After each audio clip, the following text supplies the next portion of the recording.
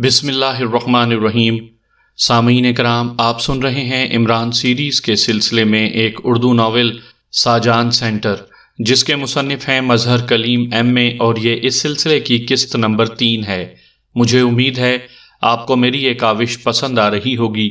آپ نے اگر ابھی تک میرا چینل کہانی گھر سبسکرائب نہیں کیا تو ابھی میرے چینل کو سبسکرائب کر کے بیل نوٹیفیکیشن آن کر لیجئے، تاکہ آنے والی ہر نئی کہانی کی اطلاع بر وقت آپ تک پہنچ سکے۔ عمران بیٹے، میں سلطان بول رہا ہوں، بڑی مشکل سے تمہیں ٹریس کیا ہے۔ فوراً سینٹرل ہسپتال پہنچو، کسی نے سر رحمان پر فائرنگ کر دی ہے اور وہ شدید زخمی ہیں، انتہائی شدید زخمی، جلدی پہنچو، سر سلطان نے کہا۔ اوکے، عمران نے کہا، اور ریسیور واپس کاؤنٹر پر پھینک کر وہ بجلی کسی تیزی سے بیرونی دروازے کی طرف دوڑ پڑا۔ اس کا دماغ سائیں سائیں کر رہا تھا۔ سر رحمان کچھ بھی تھے، بہرحال اس کے والد تھے، اور سر سلطان کا لہجہ بتا رہا تھا کہ معاملہ اس سے کہیں زیادہ سیریس ہے جتنا وہ بتا رہے ہیں۔ اس لیے اس نے ممبرز کو بتانے میں بھی وقت ضائع نہ کیا، اور چند لمحوں بعد اس کی کار سپیڈ کے تمام ریکارڈز توڑتی ہوئی سینٹرل ہسپتال کی طرف اڑی جا رہی تھی۔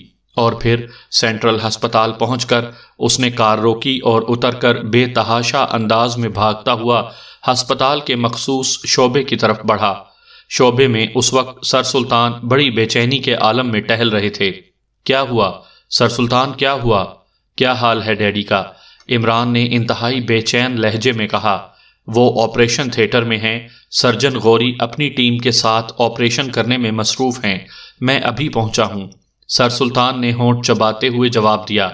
آخر ہوا کیا؟ کچھ بتائیے تو صحیح، عمران نے انتہائی بے چین لہجے میں پوچھا۔ مجھے نہیں معلوم کیا ہوا، بس مجھے فون پر کسی نے اطلاع دی کہ سر رحمان دفتر سے اٹھ کر اپنی رہائش گاہ کی طرف جا رہے تھے کہ راستے میں ان کی کار پر اندھا دھند فائرنگ کی گئی اور سر رحمان شدید زخمی ہیں، سر سلطان نے عمران کو تفصیل بتاتے ہوئے کہا۔ لیکن فائرنگ کس نے کی؟ کتنے افراد تھے؟ عمران نے بے چینی سے پوچھا۔ ابھی تو کچھ معلوم نہیں ہو سکا، میں نے اطلاع ملتے ہی تمہارے فلیٹ فون کیا تو سلیمان نے بتایا کہ تم ہوٹل رینبو گئے ہو، چنانچہ میں نے وہاں فون کیا۔ تمہارے گھر میں نے صرف اتنا کہا ہے کہ سر رحمان ایک ضروری کام کے لیے شہر سے باہر گئے ہیں، سر سلطان نے گھمبیر لہجے میں کہا۔ اسی لمحے آپریشن تھیٹر کا دروازہ کھلا اور سرجن غوری باہر نکلے۔ عمران ہونٹ بھینچے خاموش کھڑا رہا۔ حقیقت یہی تھی کہ اسے کچھ پوچھنے کی ہمت ہی نہ ہو رہی تھی۔ او، آپ سر رحمان کے لیے آئے ہیں؟ سر رحمان تو بالکل ٹھیک ہیں، باریک گولی ان کے بازو کے گوشت میں ہلکی سی لگی تھی، اس کی بینڈیج کر دی گئی ہے، البتہ انہیں آرام کرنے کے لیے کچھ دیر کے لیے روک لیا گیا ہے، وہ کمرہ نمبر 10 میں ہیں، سرجن غوری نے سر سلطان کو دیکھتے ہی انتہائی مؤدبانہ لہجے میں کہا۔ او، تو یہ آپریشن کسی اور کا ہو رہا تھا؟ سر سلطان نے چونکتے ہوئے کہا۔ ہاں، یہ اور مریض تھا، سر رحمان کی تو صرف بینڈیج کی گئی ہے، سرجن غوری نے مسکراتے ہوئے جواب دیا۔ آپ بے شک جائیں سر سلطان، میں ڈیڈی سے بات کرتا ہوں۔ اب بہرحال وہ صورتحال تو نہیں جو آپ کو بتائی گئی تھی، عمران نے کہا۔ نہیں، جب تک مجھے پوری تسلی نہ ہو جائے میں نہیں جا سکتا، سر سلطان نے سر ہلاتے ہوئے کہا، اور عمران ان کے بے پناہ خلوص پر سر ہلا کر رہ گیا، اور وہ دونوں سرجن غوری کے ساتھ چلتے ہوئے مخصوص وارڈ کی طرف بڑھ گئے، اور وہ چند لمحوں بعد وہ وارڈ کے ایک خصوصی کمرے میں پہنچ گئے۔ سر رحمان بستر پر لیٹے ہوئے تھے، ان کے بازو پر بینڈیج کی گئی تھی، ویسے وہ بالکل ٹھیک ٹھاک نظر آ رہے تھے۔ سر رحمان، اللہ تعالیٰ نے رحمت کی، مبارک ہو، سر سلطان نے قریبی رکھی کرسی پر بیٹھتے ہوئے کہا، اور سر رحمان مسکرا دیے۔ ڈیڈی، فائرنگ کرنے والے کون تھے؟ عمران نے انتہائی سنجیدہ لہجے میں کہا۔ یہ میرا مسئلہ ہے، میں نمٹ لوں گا، سر رحمان کی ضد ویسے ہی قائم تھی۔ سر رحمان، آپ پر حملہ صرف آپ کی ذاتی مسئلہ نہیں ہے، مجھے صدر مملکت کو رپورٹ کرنی ہوگی، اس لیے بہتر یہی ہے کہ اگر آپ کو کچھ معلوم ہو تو بتا دیں، سر سلطان نے کہا۔ میں دفتر میں موجود تھا کہ ایک کال آئی، بولنے والا اپنے آپ کو پاور لینڈ کا ایجنٹ بتا رہا تھا، لہجہ غیر ملکی تھا۔ اس نے مجھ سے ایک سیکرٹ فائل طلب کی اور کہا کہ دفتر اٹھنے سے پہلے وہ فائل اپنے پاس منگوا لوں اور ساتھ کوٹھی لے جاؤں، ورنہ مجھے قتل کر دیا جائے گا۔ اس کے ساتھ ہی فون بند ہو گیا۔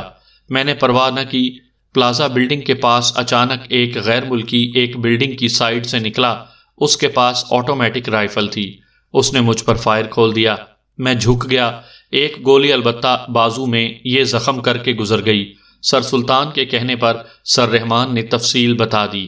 اوکے، آپ آرام کریں، اب مجھے اجازت دیں، تم یہیں ٹھہرو گے؟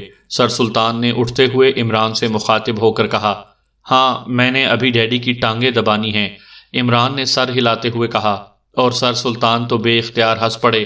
البتہ سر رحمان نے ہونٹ بھینچ لیے۔ سر سلطان ہنستے ہوئے دروازے کی طرف بڑھ گئے، جبکہ عمران نے بڑے سعادت مندانہ انداز میں سر رحمان کی پنڈلی پر ہاتھ رکھے اور دبانا شروع کر دیا۔ ارے ارے، کیا کر رہے ہو احمق؟ سر رحمان نے غصے سے کہا، لیکن ان کا لہجہ بتا رہا تھا کہ غصہ مصنوعی ہے اور شاید انہیں پہلی بار عمران کی اس سعادت مندی پر خوشگوار مسرت کا احساس ہو رہا ہے۔ احمق یہی کام کرتے ہیں ڈیڈی، آخر آپ میرے ڈیڈی ہیں، عمران نے بڑے سنجیدہ لہجے میں کہا، اور سر رحمان شاید زندگی میں پہلی بار بے اختیار مسکرا دیے۔ ادھر بیٹھو۔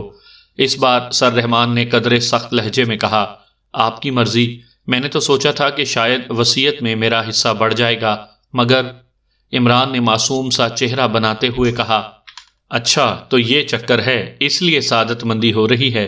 سر رحمان کا لہجہ اس بار واقعی غصیلا تھا۔ ارے نہیں ڈیڈی، آپ غلط سمجھے ہیں، مجھے بھلا وصیت کے چکر میں پڑنے کی کیا ضرورت ہے؟ میں آپ کا اکلوتا بیٹا ہوں، ناخلف ہوں تو کیا ہوا؟ میرا مطلب تھا کہ جن لوگوں نے آپ کو وصیت تک پہنچانے کی کوشش کی ہے، میں انہیں تلاش کر رہا تھا، عمران نے مسکراتے ہوئے کہا اور کرسی پر بیٹھ گیا۔ تمہیں کس نے کہا تھا کہ تم یہاں دوڑے چلے آؤ؟ اور یہ سلطان کو کس نے اطلاع دی ہے؟ سر رحمان کے لہجے میں ناگواری تھی۔ سر سلطان کو تو بڑی ہولناک اطلاع دی گئی تھی۔ بہرحال اللہ نے کرم کیا، عمران نے سنجیدہ لہجے میں کہا، اور سر رحمان نے منہ بنا لیا۔ ڈیڈی، کیا واقعی کال کرنے والے نے پاور لینڈ کا نام لیا تھا؟ عمران نے اس بار انتہائی سنجیدہ لہجے میں پوچھا۔ ہاں، کیوں؟ سر رحمان نے چونک کر پوچھا۔ وہ اب غور سے عمران کو دیکھ رہے تھے۔ کون سی فائل مانگی تھی انہوں نے؟ عمران نے ہونٹ بھینچتے ہوئے پوچھا۔ سنو، تمہارا میرے محکمے سے کوئی تعلق نہیں، اس لیے سرکاری باتیں مت کرو اور جاؤ، میں کچھ دیر آرام کر کے چلا جاؤں گا، سر رحمان نے سخت لہجے میں کہا، اور اس طرح آنکھیں بند کر لیں جیسے اب وہ مزید بات چیت کرنا پسند نہ کرتے ہوں۔ عمران سر ہلاتا ہوا اٹھا اور کمرے سے باہر آ گیا۔ وہ ہسپتال سے نکل کر اپنی کار کی طرف آ گیا۔ اس کے ذہن میں عجیب سی کھلبلی مچی ہوئی تھی۔ پاور لینڈ کا نام لینا اور پھر اس طرح کھلے عام سر رحمان پر ناکام حملہ کر دینا، بات کچھ سمجھ میں نہ آتی تھی۔ پاور لینڈ جیسی تنظیم کو وہ اچھی طرح جانتا تھا، ایسی تنظیمیں فائلیں اس طرح نہیں مانگا کرتیں۔ پھر آخر یہ کیا چکر ہے؟ اسی ادھیڑ پن میں وہ کار چلاتا ہوا دانش منزل پہنچ گیا۔ ابھی وہ آپریشن روم میں داخل ہی ہوا تھا کہ ٹیلی فون کی گھنٹی بج اٹھی۔ عمران نے ریسیور اٹھا لیا۔ X2، عمران نے مخصوص لہجے میں کہا۔ جولیا بول رہی ہوں جناب، میں نے پہلے بھی فون کیا تھا لیکن پیغام نوٹ کروانا پڑا۔ عمران ہمارے ساتھ، جولیا نے تفصیل بتانی شروع کر دی۔ مجھے معلوم ہے، تفصیل کی ضرورت نہیں، سر رحمان پر قاتلانہ حملہ ہوا تھا، وہ معمولی زخمی ہوئے ہیں۔ سر سلطان کو کسی نے ان کے شدید زخمی ہونے کی اطلاع دے دی تو انہوں نے عمران کو تلاش کیا اور سلیمان سے پتہ کر کے ہوٹل فون کیا۔ شدید زخمی کی اطلاع ملنے کی وجہ سے وہ تم لوگوں سے بات کیے بغیر ہسپتال چلا گیا۔ عمران نے X2 کے لہجے میں اس کی بات کاٹتے ہوئے جواب دیا۔ او اچھا سر، یہ بات تھی، ہم سب عمران کی وجہ سے سخت پریشان تھے، ہم نے فنکشن بھی چھوڑ دیا اور سب میرے فلیٹ میں آ گئے سر۔ کس نے حملہ کیا ہے سر رحمان پر سر؟ جولیا نے اطمینان بھرے لہجے میں کہا۔ ان پر حملہ پاور لینڈ کی طرف سے ہوا ہے، تم صفدر کو کہہ دو کہ وہ پلازا بلڈنگ کے ارد گرد کے علاقے میں جا کر تفتیش کرے۔ حملہ آور غیر ملکی تھا اور اس کے پاس آٹومیٹک رائفل تھی، اسے ٹریس کرنے کی کوشش کرے، عمران نے کہا اور اس کے ساتھ ہی ریسیور رکھ دیا۔ ابھی اس نے ریسیور رکھا ہی تھا کہ ٹیلی فون کی گھنٹی ایک بار پھر بج اٹھی۔ عمران نے ریسیور اٹھا لیا۔ X2، عمران نے مخصوص لہجے میں کہا۔ عمران سے بات کراؤ، میں سلطان بول رہا ہوں۔ سر سلطان کی سنجیدہ آواز سنائی دی۔ میں عمران بول رہا ہوں، عمران نے خلاف توقع سنجیدہ لہجے میں کہا۔ عمران، سر رحمان پر حملہ کرنے والے غیر ملکی کو سپرنٹینڈنٹ فیاض نے گرفتار کر لیا تھا، لیکن وہ اس کی حراست سے فرار ہونے میں کامیاب ہو گیا۔ البتہ اس کی تلاشی لے لی گئی تھی۔ اس کے پاس سے ایک رکا نکلا ہے جس میں صدر مملکت اور میرے علاوہ بڑے بڑے اعلیٰ عہدیداروں کے ناموں کی لسٹ موجود ہے۔ اس اطلاع پر صدر مملکت نے کیس سیکرٹ سروس کو ٹرانسفر کر دیا ہے۔ تم سپرنٹینڈنٹ فیاض سے وہ رکا حاصل کر لو اور فوراً اس گینگ کا پتہ چلاؤ، سر سلطان نے کہا۔ ٹھیک ہے، آپ بے فکر رہیں، اب آپ میں سے کسی کو وصیت کرنے کی ضرورت نہیں پڑے گی، عمران نے مسکراتے ہوئے کہا۔ سر سلطان کا فون ملنے پر اس کی آنکھوں میں چمک سی لہرا گئی تھی۔ صدر مملکت بے حد پریشان ہیں، سر سلطان نے تشویش بھرے لہجے میں کہا۔ انہیں تسلی دیں کہ فکر نہ کریں۔ ویسے وہ مس برٹ کیا واپس چلی گئی ہیں؟ عمران نے پوچھا۔ مس برٹ؟ ہاں، وہ تو چلی گئی ہیں۔ ویسے ابھی تھوڑی دیر پہلے ایکریمیا کے فرسٹ سیکرٹری اور صدر ایکریمیا کے دست راست کا فون آیا تھا۔ انہیں تمہارے انکار پر بے حد رنج پہنچا ہے اور وہ کہہ رہے تھے کہ صدر ایکریمیا اس سلسلے میں براہ راست ہمارے صدر سے عنقریب بات کریں گے، سر سلطان نے تفصیل بتاتے ہوئے کہا۔ آپ صدر مملکت سے کہہ دیں کہ وہ ایکریمیا کے صدر پر واضح کر دیں کہ اس طرح کے منفی حربے استعمال کر کے وہ کوئی فائدہ حاصل نہیں کر سکتے، اور انہوں نے ڈیڈی پر اس طرح کا قاتلانہ حملہ کروا کر انتہائی بزدلانہ کام کیا ہے۔ عمران کا لہجہ یکلخت سنجیدہ ہو گیا۔ کیا مطلب؟ میں سمجھا نہیں، تم کیا کہنا چاہتے ہو؟ سر سلطان نے بری طرح چونکتے ہوئے پوچھا۔ سر سلطان، مجھے یقین ہے کہ ڈیڈی پر حملہ ایکریمیا کی طرف سے کروایا گیا ہے۔ اس سے ان کا مقصد یہ ہے کہ اس طرح پاور لینڈ کا نام سامنے آنے پر اور پوری ہٹ لسٹ بھاگنے والے غیر ملکی کی جیب سے نکلنے پر X2 لازماً پاور لینڈ کے خلاف اٹھ کھڑا ہوگا، کیونکہ میں پاور لینڈ کو اچھی طرح جانتا ہوں۔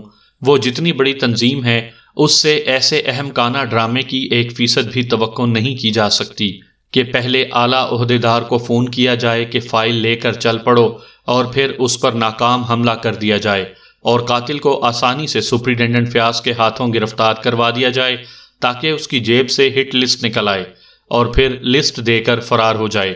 میں دعوے سے کہہ سکتا ہوں کہ اس حملہ آور کو کسی اور طریقے سے فیاض تک پہنچایا گیا ہوگا اور سپرنٹینڈنٹ فیاض صرف اپنے نمبر بنانے کے لیے گرفتاری کا ڈھونگ رچا رہا ہے۔ عمران نے واقعات کا تجزیہ کرتے ہوئے کہا۔ کیا انہیں معلوم ہے کہ سر رحمان کا X2 سے یعنی تم سے کوئی تعلق ہے؟ سر سلطان کے لہجے میں خاصی حیرت تھی۔ نہیں، ایسی کوئی بات نہیں۔ یا تو یہ محض اتفاق ہے کہ پہلے ڈرامے کے لیے ڈیڈی کو منتخب کیا گیا، یا پھر اس طرح انہوں نے علی عمران کو ٹریپ کرنا چاہا ہے، کیونکہ بہرحال علی عمران X2 کا نمائندہ خصوصی ہے اور سر رحمان علی عمران کے ڈیڈی حقیقی ہیں۔ بہرحال سیکرٹ سروس کے ممبرز کام کر رہے ہیں، جلد ہی اصل بات سامنے آ جائے گی، عمران نے جواب دیا۔ اوہ، میں سمجھ گیا، تمہارا تجزیہ درست معلوم ہوتا ہے۔ وہ جب لالچ دینے میں ناکام ہو گئے تو شاید یہاں کے کسی افسر نے ایسا پروگرام بنایا ہوگا، سر سلطان نے مسکرا کر کہا۔ لگتا ہے یہاں کے کسی افسر کا ہی ڈرامہ ہے۔ بہرحال اس سے ظاہر ہوتا ہے کہ ایکریمیا پاور لینڈ سے شدید خوف زدہ ہے، عمران نے جواب دیا، اور اس سے X2 کی عظمت بھی سامنے آتی ہے کہ ایکریمیا کے نقطۂ نظر سے پاور لینڈ سے کامیاب ٹکر پوری دنیا میں X2 ہی لے سکتا ہے، سر سلطان نے بڑے فخریہ لہجے میں کہا۔ انہوں نے خوامخواہ اتنا احمقانہ ڈرامہ کھیلنے کی تکلیف کی۔ میں تو پاور لینڈ سے پہلے ہی ٹکرا چکا ہوں، اس کے ہیڈ کوارٹر کا بھی مجھے علم ہے۔ میں تو صرف اس لیے رک گیا تھا کہ ان کے ہیڈ کوارٹر میں داخلے کے لیے ایک خصوصی ٹرانسمٹ فیوز کی ضرورت تھی، اور وہ میں سرداور سے کہہ کر کافی تعداد میں تیار کروا رہا تھا۔ سرداور جیسے ہی انہیں مطلوبہ تعداد میں تیار کر لیں گے، میں اپنی ٹیم لے کر چل پڑوں گا، عمران نے کہا۔ اوہ، اگر ایسی بات تھی تو تم نے خوامخواہ اتنی اچھی آفرز سے انکار کروا دیا۔ تم نے تو بہرحال پاور لینڈ سے ٹکرانا ہی تھا، اس میں پاکیشیا کا بھی کچھ فائدہ ہو جاتا، سر سلطان نے کہا۔ آپ پھر اسی چکر میں الجھ گئے۔ میں نے آپ کو سمجھایا تو تھا کہ میں کسی کے دیے ہوئے لالچ کے تحت کوئی کام نہیں کرتا۔ پاور لینڈ نے میرے ملک کے 4 سائنسدان اغوا کر لیے ہیں، اس لیے پاور لینڈ سے میرا ٹکراؤ ناگزیر ہے۔ مجھے اپنے 4 سائنسدان پوری دنیا کی دولت سے زیادہ عزیز ہیں، اس لیے میں ان کے ہیڈ کوارٹر کو تباہ کر کے یا تو ملک کے سائنسدان واپس لاؤں گا یا پھر ملک کی خاطر اپنی جان دے دوں گا۔ عمران کا لہجہ یکلخت سخت ہو گیا۔ او اچھا، واقعی مجھے اس کا خیال نہ رہا تھا۔ بہرحال میں صدر مملکت سے بات تو کر لوں، انہیں تسلی تو دے لوں، سر سلطان نے کہا، اور اس کے ساتھ ہی رابطہ ختم ہو گیا اور عمران مسکرا دیا۔ وہ سر سلطان کی طبیعت سے اچھی طرح واقف تھا کہ سر سلطان پاک ایشیا کو ملنے والے کسی بھی فائدے سے پیچھے نہیں ہٹ سکتے۔ جس طرح عمران پاک ایشیا کی سلامتی اور عزت کے لیے جان لڑا دیتا ہے، اسی طرح سر سلطان کو پاک ایشیا کا فائدہ بھی ہر صورت میں منظور ہے۔ اس لیے اسے یقین تھا کہ اب وہ صدر مملکت سے بات کریں گے اور پھر وہ ایکریمیا کو یقین دلا دیں گے کہ X2 اپنے طور پر پاور لینڈ سے ٹکرا رہا ہے۔ اب یہ اور بات ہے کہ ملکی سطح پر وہ آپس میں کیا بات چیت کرتے ہیں، اس سے عمران کا کوئی تعلق نہ تھا، اور عمران جانتا تھا کہ ایکریمیا کے لیے اتنی تسلی ہی کافی تھی کہ X2 پاور لینڈ سے ٹکرائے گا۔ باقی ایکریمیا اپنے طور پر پاور لینڈ کے خلاف کیا کریں گے، اس سے عمران کو کوئی دلچسپی نہ تھی۔ اس نے کریڈل دبا کر دوبارہ جولیا کے نمبر ڈائل کیے۔ Julia speaking. چند لمحوں بعد جولیا کی آواز سنائی دی۔ کیا رپورٹ ہے؟ X2 speaking. عمران نے پوچھا۔ سر، ابھی چند لمحے پہلے صفدر نے رپورٹ دی ہے کہ حملہ آور کو چند غیر ملکی راہگیروں نے پکڑ کر پولیس کے حوالے کر دیا تھا، اور پولیس سے وہ سپرنٹینڈنٹ فیاض تک پہنچا، لیکن پھر وہ سپرنٹینڈنٹ فیاض کی حراست سے فرار ہو گیا۔ صفدر نے اپنے طور پر تفتیش کی تو سر، یہ حیرت انگیز انکشاف ہوا ہے کہ حملہ آور غیر ملکی کا تعلق ایکریمین سفارت خانے سے ہے۔ اس کا جو حلیہ بتایا گیا ہے وہ ایکریمین سفارت خانے کے ایک رکن سے ملتا ہے، اور صفدر اس رکن کو ذاتی طور پر جانتا ہے۔ اس کے علاوہ سر، صفدر نے یہ بھی تفتیش کی ہے کہ جن غیر ملکی راہگیروں نے اسے پکڑ کر پولیس کے حوالے کیا، ان کا تعلق بھی ایکریمین سفارت خانے سے تھا، کیونکہ چند مقامی راہگیروں نے انہیں ایکریمین سفارت خانے کی کار میں ہی بیٹھ کر واپس جاتے ہوئے دیکھا تھا۔ جولیا نے تفصیل بتاتے ہوئے کہا۔ ٹھیک ہے، مجھے پہلے سے ہی اس کا اندازہ تھا۔ اچھا، مزید تفتیش کی ضرورت نہیں، تم سب ممبرز کو کہہ دو کہ وہ پاور لینڈ کے ہیڈ کوارٹر پر مشن کے لیے جانے کے لیے تیار ہو جائیں۔ ان قریب انہیں اس مشن پر بھیجا جائے گا۔ عمران نے کہا۔ او اچھا سر، ٹھیک ہے سر، جولیا نے جواب دیا، اور عمران نے اوکے کہہ کر ریسیور رکھ دیا، اور پھر وہ سرداور کے نمبر ڈائل کرنے لگا تاکہ ان سے ٹرانسمٹ فیوز کی تیاری کے بارے میں بات چیت کر سکے۔ انٹرکام کی گھنٹی بجتے ہی ہنری نے بٹن دبا دیا۔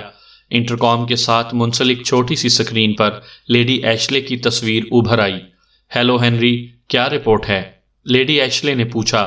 تمام انتظامات مکمل ہو گئے ہیں لیڈی ایشلے، اب آپ جس وقت کہیں ایک بٹن دبا کر ہیڈ کوارٹر کا ٹارگٹ تبدیل کر دیا جائے گا، ہنری نے جواب دیا۔ میں نے بھی ساجان سینٹر میں تمام انتظامات مکمل کر لیے ہیں۔ تمہیں اندازہ ہے کہ ٹرانسمٹ فیوز عمران اور اس کے ساتھیوں کو ساجان سینٹر کے کس حصے میں پہنچائے گا تاکہ میں وہاں خصوصی چیک اپ کے انتظامات کر لوں؟ لیڈی ایشلے نے پوچھا۔ نو میڈم، کچھ کہا نہیں جا سکتا۔ ٹارگٹ کا ایریا خاصا وسیع ہے، اس لیے معلوم نہیں کہ جس وقت عمران ٹرانسمٹ فیوز آن کرے ٹرانسمٹ ریز کہاں مرتکز ہو جائیں۔ آپ کو البتہ وہاں کافی وسیع فاصلے تک چیکنگ رکھنی چاہیے، ہنری نے کہا۔ وہ تو میں نے کر لی ہے۔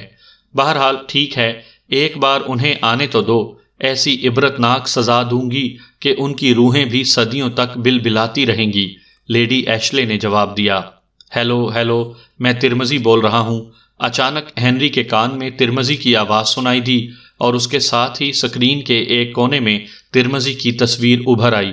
ہیلو ڈیئر، میں ایشلے بول رہی ہوں، تمہاری طرف سے کوئی اطلاع نہ تھی، لیڈی ایشلے کی آواز سنائی دی۔ میں کام میں مصروف تھا، مشینری انتہائی پیچیدہ اور نازک تھی، اس لیے اس کی لوڈنگ اور پیکنگ میں خاصا وقت لگ گیا، اور مجھے یہاں ایکریمیا میں ایک اور اطلاع ملی ہے، میں نے اسی لیے تم سے رابطہ کیا ہے، ترمزی نے کہا۔ کیا اطلاع ہے مسٹر ترمزی؟ اس بار ہنری نے بے چین لہجے میں کہا۔ ہمارے ریڈ پاور کے چھوٹے تجربے نے ایکریمیا کو خاصا خوف زدہ کر دیا ہے، اور ان کی تمام ایجنسیاں اس کی چھان بین کے لیے کام کر رہی ہیں۔ مجھے ملنے والی اطلاعات کے مطابق انہوں نے پاور لینڈ کا نام تلاش کر لیا ہے، وہاں ایک آدمی ایسا ان کے ہاتھ لگ گیا ہے جس سے انہوں نے سائنٹیفک مشینری کے ذریعے معلومات اگلوا لیں۔ اس طرح انہیں ریڈ پاور کی اہمیت کا کسی حد تک اندازہ ہو گیا، اور ساتھ ہی انہیں پاور لینڈ کا علم بھی ہو گیا، اور اس کے ساتھ ہی ایک اور بات ہوئی کہ انہیں اس بات کی اطلاع بھی مل گئی کہ پاکیشیا کی سیکرٹ سروس پاور لینڈ سے ٹکرا چکی ہے۔ وہ شاید پاکیشیا کی سیکرٹ سروس کے پہلے سے ہی معترف چلے آ رہے ہیں، کیونکہ انہوں نے پاکیشیا سیکرٹ سروس کے چیف کو پاور لینڈ سے ٹکرانے کے لیے حکومتی سطح پر زبردست آفر کی، جدید ترین دفاعی اسلحہ دینے اور قرضے کی معافی کی آفرز۔ ترمذی نے تفصیل بیان کرتے ہوئے کہا، او یہ تو بہت برا ہوا، اب تو پاکیشیا والے اور زیادہ تیز ہو جائیں گے۔ ہنری نے ہونٹ بھینچتے ہوئے کہا، سنو تو صحیح، اصل اور دلچسپ بات تو میں اب بتانے لگا ہوں۔ اس قدر زبردست آفرز کے باوجود X2 نے پاور لینڈ سے ٹکرانے سے معذرت کر لی۔ ترمذی نے ہلکا سا کہا لگاتے ہوئے کہا، معذرت کر لی؟ وہ کیوں؟ ہنری کے لہجے میں شدید حیرت تھی۔ ظاہر ہے کرنی ہی تھی، ان کو پتہ چل گیا ہوگا کہ پاور لینڈ واقعی پاور لینڈ ہے۔ لیڈی ایشلے نے پرمسرت اور فاتحانہ انداز میں کہا، نہیں لیڈی ایشلے، یقیناً ایسا نہیں ہوگا۔ پاکیشیا والے جب ہمارے ٹرانسمٹ فیوز تک پہنچ چکے ہیں، وہ اسے بنا چکے ہیں، بارکر کی صورت میں ہمیں تحفہ بیچ کر اس کا عملی ثبوت بھی دے چکے ہیں۔ اس کے بعد ان کے پیچھے ہٹنے کا سوال ہی پیدا نہیں ہوتا، کوئی اور چکر ہوگا۔ ہنری نے کہا، اور چکر کیا ہو سکتا ہے، مجھے سمجھاؤ۔ ترمذی اور لیڈی ایشلے نے بیک وقت کہا، مسٹر ترمذی، کہیں انہیں ریڈ پاور کے تجربے کا تو علم نہیں ہو گیا؟ ہو سکتا ہے کہ انہوں نے سوچا ہو کہ براہ راست کام کر کے وہ اس ایجاد کو اپنے ملک کے لیے لے اڑیں، اس طرح ان کا ملک دفاعی لحاظ سے انتہائی طاقتور ہو جائے گا۔ ہنری نے کہا، نہیں، اول تو ایسا ہونا ناممکن ہے، اور دوسری بات یہ کہ ریڈ پاور دفاعی لحاظ سے بیکار ہے۔ اسے کسی بھی ملک میں استعمال کے لیے وہاں لیبارٹری قائم کرنی پڑتی ہے۔ تم خود جانتے ہو کہ پاکیشیا کے دارالحکومت پر اسے بڑے پیمانے پر استعمال کرنے کے لیے ہمیں لیبارٹری قائم کرنی پڑ رہی ہے۔ ترمذی نے جواب دیا، ہاں آپ کی بات تو بالکل درست ہے، لیکن پھر آخر انکار کی کیا وجہ ہو سکتی ہے؟ ہنری نے کہا، وجہ کچھ بھی ہو، بہرحال مجھے خوشی ہے کہ میں وہاں لیبارٹری قائم کر کے جب ریڈ پاور استعمال کروں گا تو پاکیشیا کے دارالحکومت کے ساتھ ہی عمران اور پاکیشیا سیکرٹ سروس بھی دفن ہو جائے گی۔ ترمذی نے کہا، تو پھر ٹارگٹ تبدیل کرنے کا پروگرام کینسل کر دیا جائے؟ ہنری نے منہ بناتے ہوئے کہا، نہیں، تم پروگرام تبدیل نہ کرو، ہو سکتا ہے اس میں بھی کوئی چکر ہو، اور ایسی اطلاعات ترمذی تک خاص طور پر پہنچائی گئی ہوں تاکہ ہم مطمئن ہو کر بیٹھ جائیں اور وہ اپنا وار کر لیں۔ ہمیں اس وقت تک اپنے پروگرام پر مکمل عمل کرنا چاہیے جب تک پاکیشیا کا دارالحکومت ریڈ پاور سے خاک کا ڈھیر نہ بن جائے اور اس بات کی مکمل طور پر تصدیق نہ ہو جائے کہ وہ عمران اور اس کے ساتھی ہلاک ہو چکے ہیں۔ لیڈی ایشلے نے زور دے کر کہا، ٹھیک ہے، حفظ ما تقدم کے طور پر ایسا ہی ہونا چاہیے۔ ہنری نے ایک طویل سانس لیتے ہوئے کہا، بہرحال ٹھیک ہے، کب ٹارگٹ تبدیل کر رہے ہو؟ ترمذی نے کہا، جس وقت آپ لوگ کہیں، میری طرف سے تمام انتظامات مکمل ہیں۔ ہنری نے کہا، تو ٹھیک ہے، آج رات 12 بجے ٹارگٹ بدل دو۔ ترمذی نے کہا، اور اس کی تائید لیڈی ایشلے نے بھی کر دی۔ سوچ لیجئے آپ دونوں، کیونکہ ٹارگٹ بدل جانے کے بعد ہیڈ کوارٹر آپ لوگوں سے بالکل کٹ جائے گا، صرف ٹرانسمیٹر پر ہی بات چیت ہو سکے گی۔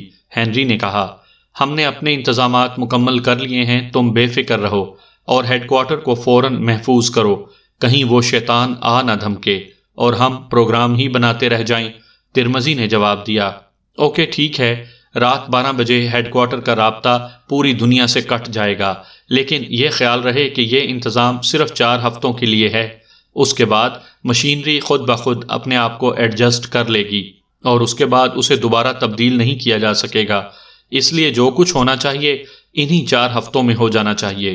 ہنری نے باقاعدہ تقریر کر ڈالی، ہمیں معلوم ہے، تم بے فکر رہو، میں ان 4 ہفتوں میں ریڈ پاور کی لیبارٹری قائم کر لوں گا۔ اگر اس دوران عمران یہاں آیا تو اس کا خاتمہ لیڈی ایشلے کرے گی، اور اگر نہ آیا تو پھر 4 ہفتوں بعد دارالحکومت سمیت وہ راکھ کا ڈھیر بن چکا ہوگا۔ ترمذی نے کہا، لیڈی ایشلے، آپ خاص طور پر محتاط رہیں گی، مجھے یقین ہے کہ عمران لازماً ہیڈ کوارٹر آئے گا اور ظاہر ہے آپ کے پاس پہنچے گا، اور آپ وہاں اکیلی ہوں گی۔ ہم صرف آپ کو مشورہ دے سکیں گے، عملی طور پر آپ کی کوئی مدد نہ کر سکیں گے۔ ہنری نے کہا، تم فکر نہ کرو، اس بار عمران کو آنے دو، پھر دیکھنا اس کا کیا حشر ہوتا ہے، لیڈی ایشلے نے ہنستے ہوئے کہا، اور اس کے ساتھ ہی سکرین صاف ہو گئی اور رابطہ ختم ہو گیا۔ ہنری نے ایک طویل سانس لیتے ہوئے انٹرکام کا بٹن آف کر دیا اور اس کے بعد اس نے اپنے آدمیوں کو رات 12 بجے ٹارگٹ تبدیل کرنے کے احکامات دینے شروع کر دیے۔ عمران نے ایک طویل سانس لیتے ہوئے ریسیور کریڈل پر رکھ دیا۔ سرداور نے اسے بتایا تھا کہ مطلوبہ تعداد میں ٹرانسمٹ فیوز تیار ہونے میں ابھی 3 روز لگیں گے، اور ظاہر ہے ٹرانسمٹ فیوز کے بغیر وہ پاور لینڈ کے ہیڈ کوارٹر نہیں پہنچ سکتا تھا، اس لیے یہ 3 روز گزارنے ضروری تھے۔ میرے خیال میں ڈیڈی پر حملہ کرنے والوں کو اگر 3 روز میں سبق دے دیا جائے تو بہتر رہے گا۔ 3 دن بھی آسانی سے گزر جائیں گے اور انہیں بھی پتہ چل جائے گا کہ حملے کی کیا قیمت پڑتی ہے، عمران نے بڑبڑاتے ہوئے کہا، اور پھر ریسیور اٹھا کر نمبر ڈائل کرنے شروع کر دیے۔ اس بار وہ صفدر کے نمبر ڈائل کر رہا تھا۔ صفدر سپیکنگ۔ چند لمحوں بعد صفدر کی آواز ریسیور پر سنائی دی۔ صفدر یار، جنگ کہا کرو۔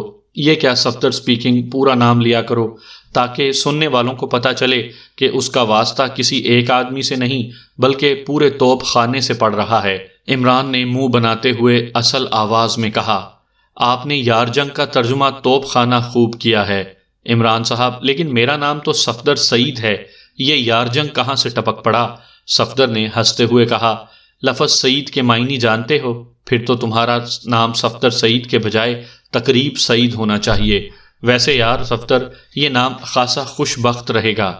ہر شادی کارڈ پر تمہارا نام لکھا ہوگا، اور تم جانتے ہو روزانہ شہر میں کتنی شادیاں ہوتی ہیں۔ میرے خیال میں دنیا میں سب سے بڑا حرم ہی تمہارا ہوگا۔ عمران کی زبان چل پڑی، اور صفدر کے کہے اس بار اتنے بلند تھے کہ عمران کو بے اختیار ریسیور کان سے دور کرنا پڑا۔ آپ بھی کمال کرتے ہیں، میں اتنے بڑے حرم کا کیا کروں گا، اور پھر ایسا حرم جس میں روزانہ سینکڑوں کا اضافہ ہوتا رہے۔ نا جناب، میں نہیں رکھ سکتا یہ نام، صفدر نے ہنستے ہوئے جواب دیا۔ تمہاری مرضی۔ ویسے اگر میں یہ مشورہ تنویر کو دیتا تو اس نے فوراً ہی قبول کر لینا تھا، اور نہ صرف قبول کر لیتا بلکہ مشورہ فیس بھی دے دیتا۔ بزرگ سچ کہتے ہیں، مشورہ بھی کسی قدر والے کو دینا چاہیے، عمران نے منہ بناتے ہوئے کہا، اور صفدر ایک بار پھر ہنس پڑا۔ مشورہ فیس تو میں بھی دے سکتا ہوں، فرمائیے کیا فیس ہے؟ صفدر نے ہنستے ہوئے پوچھا۔ 10 ٹن مکھیوں کے پر، 20 ٹن مچھروں کی ٹانگیں، 50 ٹن بلیوں کی مونچھیں، شرط یہ کہ مونچھیں ساری سفید رنگ کی ہوں، عمران نے باقاعدہ مشورہ فیس بتاتے ہوئے کہا۔ خدا کی پناہ، یہ فیس تو آپ کو تنویر ہی دے سکتا ہے، میں معذرت خواہ ہوں، البتہ اگر کوئی رعایت کر دیں تو شاید بات بن جائے۔ صفدر نے ہنستے ہوئے کہا، 10 گرام کم کر لو، بس اس سے زیادہ رعایت نہیں ہو سکتی، ورنہ حسن و شباب کی وہ دوا تیار نہ ہو سکے گی جو میں تیار کر کے تحفے کے طور پر مس جولیانا فٹر واٹر کو دینا چاہتا ہوں۔ بیچاری اب بوڑھی ہوتی جا رہی ہے، کل ہی مجھ سے کہہ رہی تھی کہ سر کا ایک بال سیاہ ہوتا جا رہا ہے۔ عمران نے بڑے سنجیدہ لہجے میں جواب دیا، بال سیاہ ہوتا جا رہا ہے، لیکن سیاہ بال کا بڑھاپے سے کیا تعلق؟ صفدر نے حیران ہوتے ہوئے کہا، یار تم کس دنیا میں رہتے ہو؟ اب سفید بال جوانی کی نشانی بن چکے ہیں، بلکہ نوجوان کی، اور کہتے ہیں 100 سال عمر گزرنے کے بعد بال سیاہ ہونے لگ جاتے ہیں، اور 100 سال عمر میرے خیال میں بڑھاپے کی نشانی بن سکتی ہے، عمران نے کہا، اور اس بار بھی صفدر کہکہا مار کر ہنس پڑا۔ اس بار آپ واقعی درست کہہ رہے ہیں، آج کل تو 12 سال کے بچے کے سر میں بھی سفید بال نظر آنے لگ گئے ہیں، صفدر نے کہا۔ اسی لیے تو میں جولیا کو حسن و شباب کی ایسی دوا بنا کر دینا چاہتا ہوں کہ اس کے بال سفید ہی رہیں، سیاہ ہوں ہی نہ۔ لیکن اب کیا کیا جائے، پاکیشیائی سیکرٹ سروس جس کی ساری دنیا میں دھوم ہے کہ ہر ناممکن کو ممکن بنا لیتی ہے، وہی اس دوا کے اجزاء پورے نہیں کر سکتی، عمران نے مایوسانہ لہجے میں کہا۔ عمران صاحب، واقعی کئی روز سے فارغ بیٹھے بیٹھے اب ہونا بھی یہی چاہیے کہ ہم مکھیوں کے پر اور مچھروں کی ٹانگیں تلاش کرنا شروع کر دیں، صفدر نے کہا۔ فارغ؟ لیکن ابھی وہ تمہارا باس کہہ رہا تھا کہ صفدر کام میں مصروف ہے، ڈیڈی پر قاتلانہ حملے کے مجرموں کو تلاش کرتے کرتے ایکریمین سفارت خانے کے اندر سے ہو آیا ہے، عمران نے اصل موضوع پر آتے ہوئے کہا۔ او اچھا، میں سمجھ گیا، تو آپ انہیں ٹریس کرنا چاہتے ہیں؟ صفدر نے اس بار سنجیدہ لہجے میں کہا، یار ابھی تو تم فراغت کا رونا رو رہے تھے، اور شاید 3-4 روز بعد فراغت کا لفظ ہماری ڈکشنریوں سے ہمیشہ کے لیے کٹ جاتا۔ اس لیے میں نے سوچا کہ لگے ہاتھوں ڈیڈی کو ہی خوش کر دیا جائے، ہو سکتا ہے واقعی خوش ہو جائیں اور وصیت میں سلیمان کے نام لکھی جانے والی ہماری جائیداد میں سے کچھ میرے نام بھی لکھ ہی ڈالیں۔ عمران نے کہا،